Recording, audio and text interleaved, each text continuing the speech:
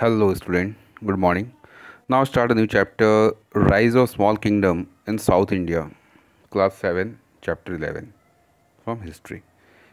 इस वीडियो में हम लोग tick the correct option, fill in the blanks, short the names of king as per their dynasty, arrange them according to their period, answer the following questions in a brief और answer the following questions.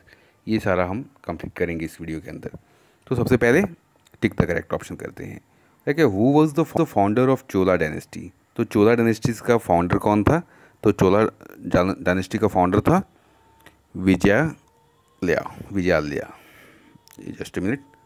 Number A. Okay, then question number 2.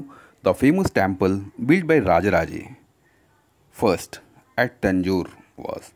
तो Rajaraja first जो है तंजौर में कौन सा temple बनवाए थे? तो Rajarajeshwar temple. Right option is D. Question number 3. Which kingdom gave off final blow to Pandyas? The Vijayanagar. Question number 4. The term mandalam stand for. Mandal का स्टैंड फॉर्म क्या होता है? तो प्रोविंस. ठीक है. What was the main source of income of Chola ruler. Chola rulers का main source of income क्या था? तो लैंड टैक्स. लैंड से जो टैक्स आते थे, ज़मीन से जो कर आता था वो. Fill in the blanks. During 750 CE south India saw the rule of Cholas, Chalukyas and Pandyas. ये हमारा जो डैश है वो है चोलास, चालुक्यास एंड पांड्यास. नंबर 2 है Indian historians believe that Chalukya were Kshatriya. Chola defeat Pallavas. And ये है हमारा dash. Number 4. Rajendra Chola succeeded Rajaraja. ठीक है. Number 5. Dash temple was the main centre of education during 700 CE to 1200 CE in South India. Okay, now sort the name of the king as per their dynasties and arrange them according to their period. तो ये अलग अलग है भाई. ठीक है. Cholas as per period, Karnataka first, Vijayalaya और Rajaraja. Pandyas as per period, Maurya Varman, Avani Sulemani, Kandu Gauri और जलावर्मन सुंदरा.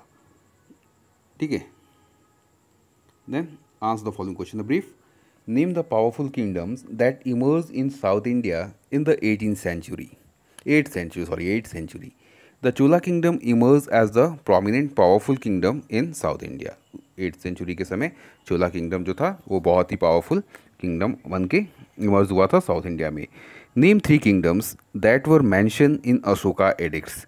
तो अशोका के एडिक्ट्स में कौन से 3 किंगडम्स मेंशन थे? तो the Cholas, the Cheras and the Pandyas kingdom. ये तीनों किंगडम जो थे अशोका के एडिक्ट्स में भी मेंशन थे. Question number 3. Which language flourished during Cholas and Pandya's period? Tamil, Kannada and Telugu language were flourished during Cholas and Pandya period. Question number 4.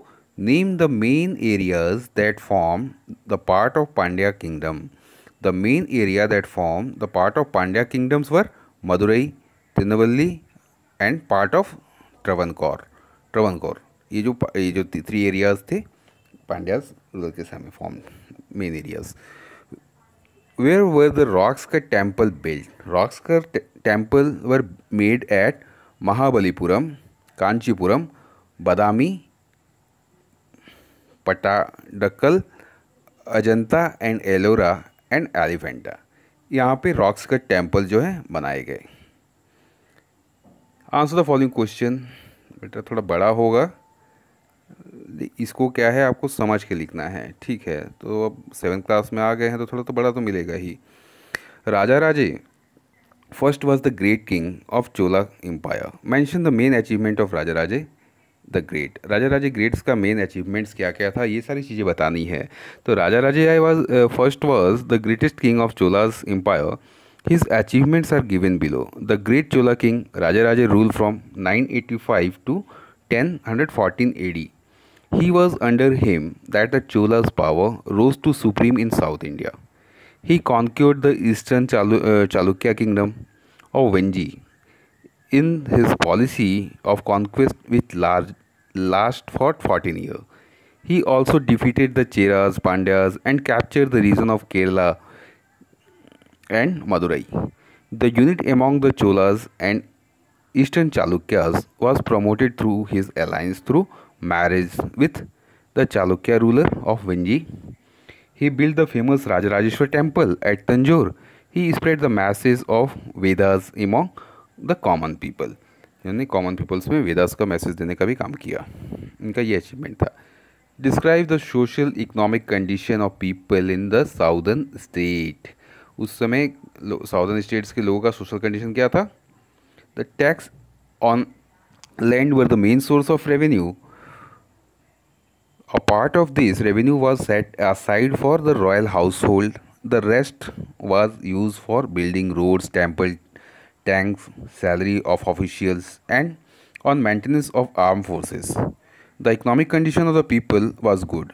Agriculture, trade, and weaving were the chief occupation of the people. The irrigation facilities were well developed, which increased the agriculture yield.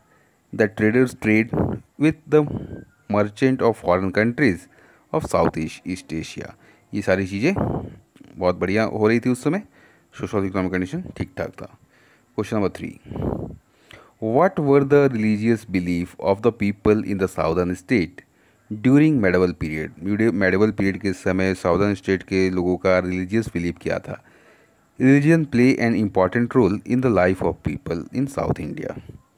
Hinduism was the most popular religion. Vedic sacrifices were quite common. Kanchipuram, the capital of Pallavas, was an important center of study of Sanskrit and regional language like Tamil. It was also a pilgrimage for Hindu devotees. The Bhakti San preceded the teaching of the epic of Ramayana, Mahabharata, which were translated into many South Indian languages. तो इस तरह का हाल था। क्या religious belief था लोगों में, Hinduism को मानते थे, डिवोटी थे, भक्ति संत थे, ठीक है। रामायण और महाभारत को अलग अलग भाषाओं में भी ट्रांसलेट उन लोगों ने किया था।